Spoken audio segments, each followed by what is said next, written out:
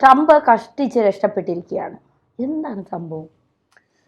American സെനറ്റിൽ നടന്ന അതിനാടകീയ രംഗങ്ങളാണ് ഈ American സെനറ്റിൽ നടന്നത്. ഞാൻ വിചാരിച്ച ആരോ തീർക്കാൻ വന്നു. അയാളുടെ രാഷ്ട്രീയ കരിയർ ചിലപ്പോൾ തീർന്നു പോയേനെ, കാര്യം നാണം കെട്ട് ഇറങ്ങി പോകേണ്ടി വന്നേനെ. പക്ഷെ ജസ്റ്റ് മിസ്.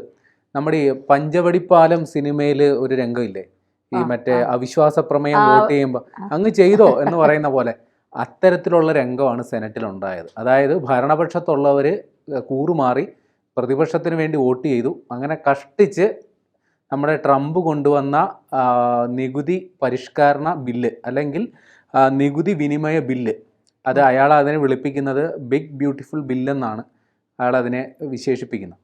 അപ്പോൾ അത് കഷ്ടിച്ച് പാസ്സായി. 49-നെതിരെ 51 വോട്ടുകൾക്ക് ആണ് ഈ ബില്ല് പാസ്സായത്. അതിൽ രസകരം എന്തെന്നാൽ ഇയാളുടെ പാർട്ടി റിപ്പബ്ലിക്കൻ പാർട്ടിയാണ്. ആ റിപ്പബ്ലിക്കൻ പാർട്ടിയിലെ 2 സെനറ്റർമാർ, അത് ഒന്ന് നോർത്ത് കരോലിനയിലെ ടോം ടില്ലിസ്, പിന്നൊന്ന് കെൻറ്റക്കിയിലെ റാൻഡ പോൾ, ഇവർ 2 പേരും കൂറുമാറി പ്രതിപക്ഷത്തിനോടൊപ്പം വോട്ട് ചെയ്തു. ഈ സെനറ്റിൽ മൊത്തം 100 പേരാണുള്ളത്.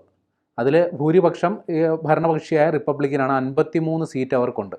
അപ്പോൾ അവരാണ് ഇതിൽ തീരുമാനിക്കേണ്ടത്. അപ്പോൾ ഈ 53 സീറ്റ് അല്ലെങ്കിൽ 53 പേരും വോട്ട് ചെയ്താൽ ഈ ബില്ല് ഈസി ആയിട്ട് പാസ്സാവും.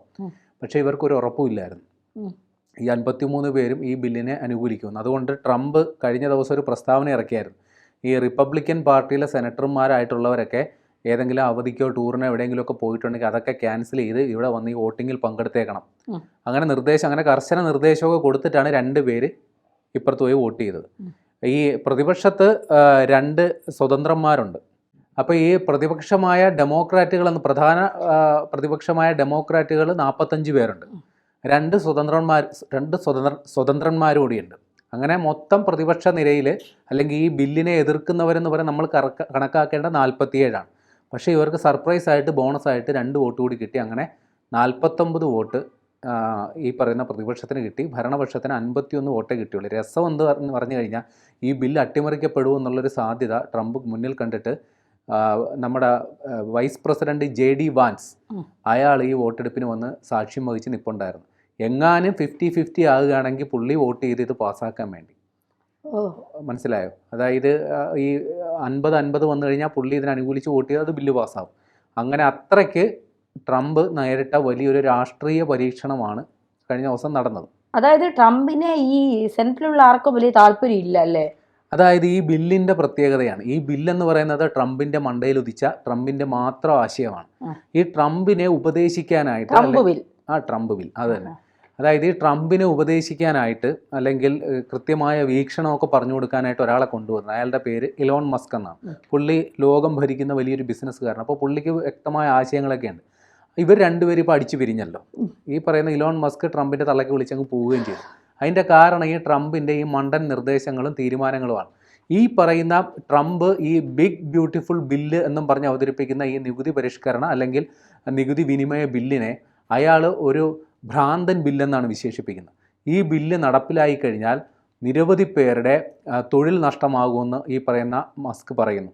അതുമാത്രമല്ല, തന്ത്രപരമായ പിഴവാണ് അമേരിക്കയ്ക്ക് സംഭവിക്കാൻ പോകുന്നത്. കാരണം ഈ ഭാവിയെ കണക്കാക്കി നിരവധി പദ്ധതികൾ അമേരിക്ക തയ്യാറാക്കുന്നുണ്ട്. ഉദാഹരണത്തിന് ക്ലീൻ എനർജി, അതായത് ഈ സൗരോർജ്ജം ഉപയോഗിച്ചുള്ള പദ്ധതികൾ. അതായത് അമേരിക്കയിൽ വ്യവസായശാലകൾ ഒരുപാടുണ്ട്. അവിടെ ഏറ്റവും വലിയ കാർബൺ ബഹിർഗമനം നടത്തുന്ന രാഷ്ട്രമെന്ന ചീത്തപ്പേര് വഹിക്കുന്ന ഒരു രാഷ്ട്രം കൂടിയാണ് അമേരിക്ക. അപ്പോൾ അതിനെതിരെ ട്രംപ് ഘോരഘോരം മുമ്പ് പ്രസംഗിച്ചിട്ടുണ്ട്. അപ്പോൾ ആ നാണക്കേടിൽ നിന്നൊക്കെ ഒഴിവാകാൻ വേണ്ടി ക്ലീൻ എനർജി അത് ലക്ഷ്യമാക്കിയിട്ട് നിരവധി പദ്ധതികൾ കൊണ്ടുവന്നു.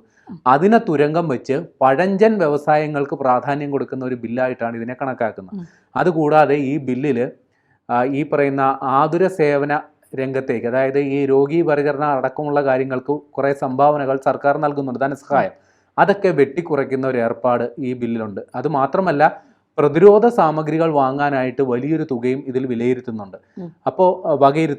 അപ്പോൾ അതൊക്കെ കൊണ്ട് ഈ ബില്ല് ഒറ്റ നോട്ടത്തിൽ തന്നെ ജനവിരുദ്ധമാണെന്നാണ് ഒറ്റ നോട്ടത്തിൽ തന്നെ മനസ്സിലാകുന്നത്. അപ്പോൾ അതുകൊണ്ടാണ് ഈ പറയുന്ന ഇലോൺ മസ്ക് നേരത്തെ തന്നെ ഇയാളുമായിട്ട് തെറ്റിപ്പിരിഞ്ഞു പോയത്.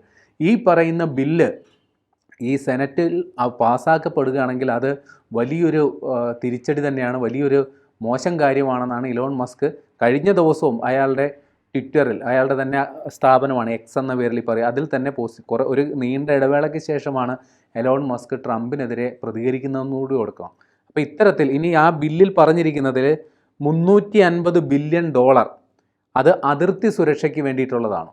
ഈ അതിർത്തി സുരക്ഷ എന്ന് പറയുമ്പോൾ നമ്മൾ ഈ മറ്റേ സേനയ്ക്ക് പുതിയ ആയുധങ്ങൾ വാങ്ങൽ അതേപോലുള്ള കലാപരിപാടികൾക്ക് വേണ്ടിയിട്ടാണ്. ഇതിൽ 46 ബില്യൺ വകയിരുത്തിയിരിക്കുന്നത് മെക്സിക്കോയിൽ ഈ ട്രംപിൻ്റെ ഒരു ആശയമാണ്. മെക്സിക്കോ എന്ന് പറയുന്ന രാജ്യമാണ് അമേരിക്കയ്ക്ക് ഏറ്റവും വലിയ ഭീഷണി എന്നാണ് ട്രംപിൻ്റെ വാദം. കാര്യം അവിടുന്ന് അനധികൃത കുടിയേറ്റക്കാർ ഇങ്ങോട്ട് വരുന്നു, ഏറ്റവും കൂടുതൽ മയക്കുമരുന്ന് കള്ളക്കടത്ത് നടക്കുന്നൊരു മേഖലയാണ് ഈ മെക്സിക്കോ അമേരിക്കൻ ബോർഡർ എന്ന് പറയുന്നത്, അതിർത്തി.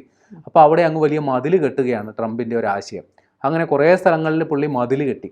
അപ്പോൾ ആ മതിൽ കെട്ടൽ തുടരാൻ വേണ്ടിയിട്ടാണ് ഈ 46 ബില്യൺ എന്ന് ഡോളർ ഇപ്പോൾ വകയിരുത്തിയേക്കുന്നത്.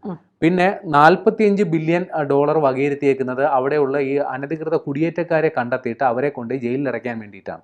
അതായത് അവരെ പാർപ്പിക്കാൻ, കുടിയേറ്റക്കാരെ കണ്ടെത്തി ജയിലെന്ന് പറഞ്ഞാൽ അവിടെ എവിടെയെങ്കിലും കൊണ്ട് സൂക്ഷിക്കണമല്ലോ, അതിന് വേണ്ടിയിട്ട് 1000 ബെഡുകൾ കൂടി അധികം, 1000 അല്ല 10,000 ബെഡുകൾ കൂടി അധികം കണ്ടെത്താൻ, അതായത് ഒരു കെട്ടിടം വല്ലതും ഉണ്ടാക്കാനായിരിക്കും. അതിനാണ് ഈ 45 ബില്യൺ. പിന്നെ അത് മാത്രമല്ല, ഇതുപയോഗിച്ച് 10,000 ജീവനക്കാരെ, ഈ അനധികൃത കുടിയേറ്റക്കാരെ കണ്ടെത്താൻ വേണ്ടിയിട്ട് 10,000 ജീവനക്കാരെ താൽക്കാലിക അടിസ്ഥാനത്തിൽ നിയമിക്കുന്നുണ്ട്.